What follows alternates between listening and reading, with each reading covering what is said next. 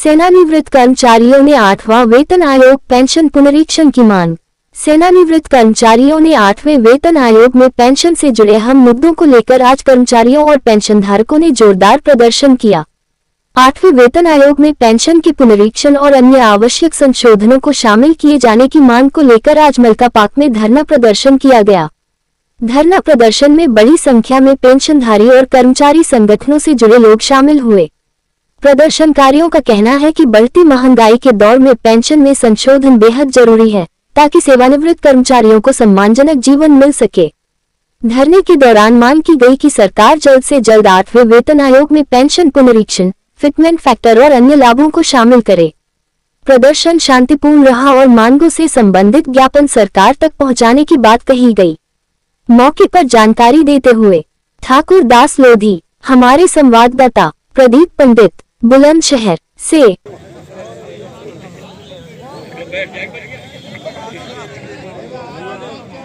साथियों, हमारे जो मीडिया वाले आए हैं, अध्यक्ष का इंटरव्यू लेने आपके समक्ष। मेरा नाम है ठाकुर दास लोधी। अच्छा, आप जो धरना प्रदर्शन कर रहे हैं, किन मांगों को लेकर धरना प्रदर्शन? हमारा धरना प्रदर्शन है, एक तो विधेयक 2025 जो संसद में मार्च 2025 में पारित किया गया है, उसमें पेंशनरों के खिलाफ उन्होंने एक अधिकार प्राप्त कर लिया है संसद से कि वो पेंशनरों के बारे में कोई भी निर्णय ले सकते हैं। ये पहले नहीं था और ये अभी मार्च में इन्होंने किया है।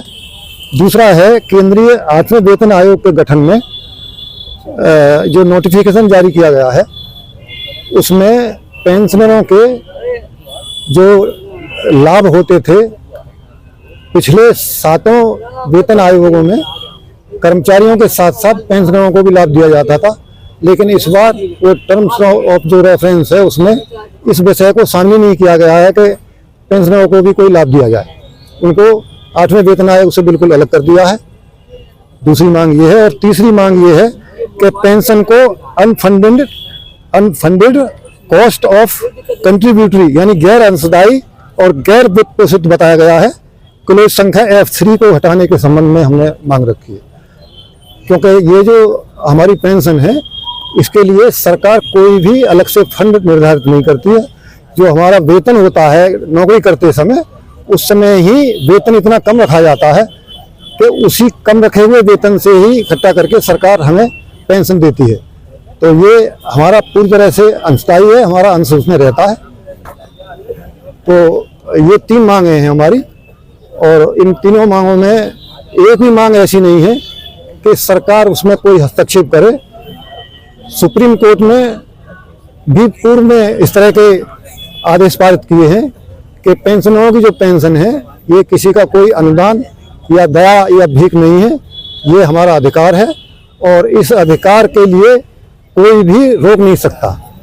लेकिन सरकार ने इसे रोकने के लिए बिल पास किया है और उस बिल के आधार पर एक ताकत हासिल की है कि कोर्ट के दायरे से भी बाहर रखकर हमारे जो लाभ हैं उन पर कुठाराघात किया जाए। लेकिन हम सभी पेंशनर एकजुट हैं और हर संभव जो भी हम आंदोलन के द्वारा या अन्य किसी कार्रवाई के द्वारा हम विरोध कर सकते हैं उसे विरोध करेंगे और करते रहेंगे जब तक हमारे इन लाभों को हमें नहीं दिया जाएगा।